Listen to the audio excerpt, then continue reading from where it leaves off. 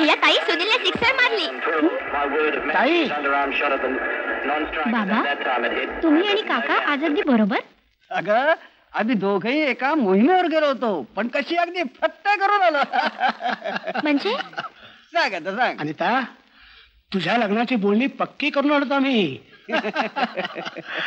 आणि बरं का ताई, या सदूच्या ओळखीमुळं आणि त्याला फार चांगलं स्थळ चालून आलं, म्हणून लगेच होकार सुद्धा दिला. पण मला एवढंच लग्नच करायचं नाहीये. अगं अगं अगं हे बघ, वयात आलेली मुलगी आणि पोस्टात आलेली तार वेळच्या वेळी पुष्टी केली पाहिजे. काय रे? पण ताई लग्नाची असताना. नाही, तुझं म्हणणं बरोबर आहे. आपण असं करू, ताई करता एक चांगलं स्थळ शोधू आणि एकाच मानवात दोन्ही लग्नाचं बार उडवून देऊ. काय सदू? हो, अगदी बरोबर बोलला. हा फोटो कसं काय वाटतो तुम्हाला? हा, वा, छान आहे. आणि हा कसा वाटतो? फारच छान. हा? शांत तू? हा, कसा आहे? ठीक आहे बाबा. अगं बाई, असं अचानक? आई, आम्ही मिलिटरीतली माणसं असं अचानक येऊनच हमला करत असतो. पण तरीही मी तार केली होती तुम्हाला. तार आम्हाला नाही मिळाली. नाही. बरं, ते जाऊ दे. आधी हे सांग, हा फोटो कोणाचा आहे? तुझ्या होणाऱ्या सुनेचा. हो हो आई, आजपर्यंत मी बोललो नव्हतो तुला. आमचं प्रेम आहे एकमेकांवर. असं आहे? खरंच? अहो, तुम्ही ताबडतोब मुलीच्या घरी जा आणि हे लग्न नक्की करून या. बरं, जातो. हा,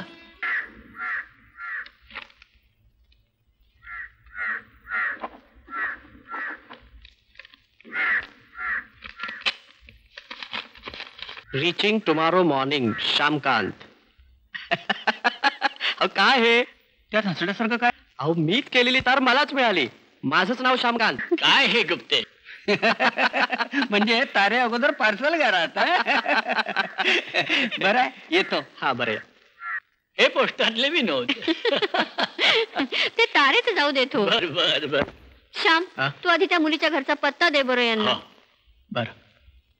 24 सामंतवाडी, कर्वे रोड. ठीक आहे, मी उद्याच मुलीच्या वडिलांना जाऊन भेटतो. मग तर झालं. हो.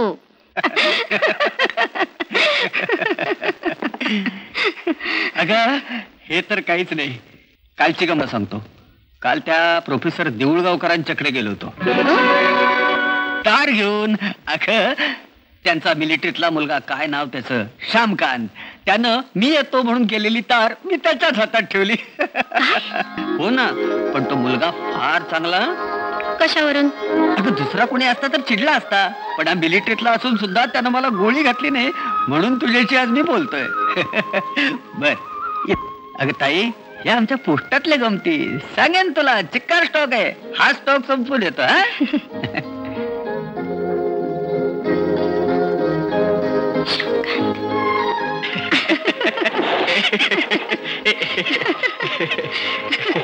ए भवानी, ए अगं अगं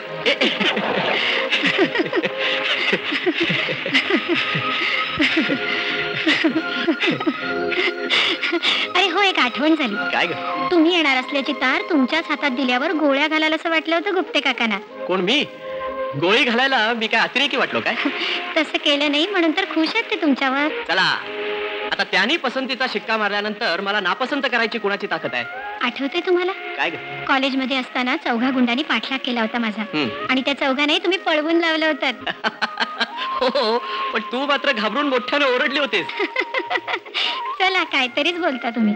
एवढं का मी ओरडले होते? अगं माझ्यामुळे तर त्या गुंडांच्या तावडीतनं तू सुटलीस. त्या गुंडांच्या तावडीतून सुटले.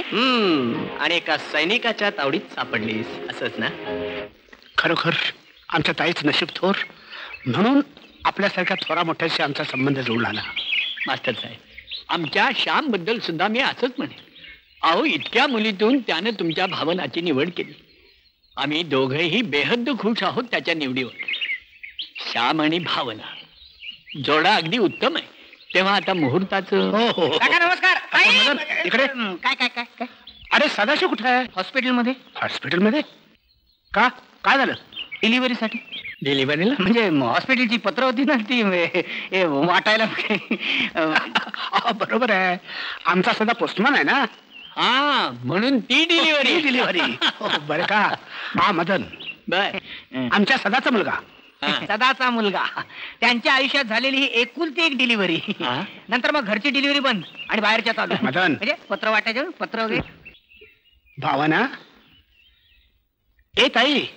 ताई काय करतेस तू? आली जरा कामात होती ना म्हणून बर, जरा. बर. अगं हे निघालेत. नमस्कार करते हा. आयुष्मान